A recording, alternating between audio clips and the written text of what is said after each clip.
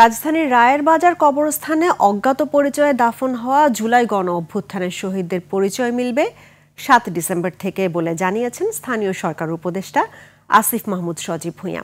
সকালে রায়ের বাজার কবরস্থানে শহীদদের কবর জিয়ারত শেষে গণমাধ্যমকে তিনি আরও জানান, ৫ ডিসেম্বর বিদেশি ফরেনসিক বিশেষজ্ঞরা ঢাকায় আসবেন, আর সেদিন থেকেই জুলাই অভ্যুত্থানের নিহতদের পরিচয় শনাক্তে কাজ শুরু করবেন তারা। শহীদদের পরিচয় শনাক্তে কবরস্থানে অস্থায়ী মর্গ তৈরি করবেন বিশেষজ্ঞরা।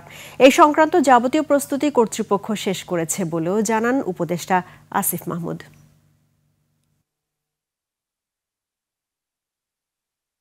এখানে অস্থায়ী মর্গ স্থাপন করে, এখানেই টেন্ট স্থাপন করে এই কাজ শুরু হবে। জাতীয় এবং আন্তর্জাতিক ফরেনসিক এক্সপার্টদের মাধ্যমে ফরেনসিক করার মাধ্যমে আমরা আশা করি যে আমাদের সকল শহীদদের আমরা আইডেন্টিফাই করতে পারবো এবং তারা আমাদের শহীদদের তালিকায় অন্তর্ভুক্ত হবে।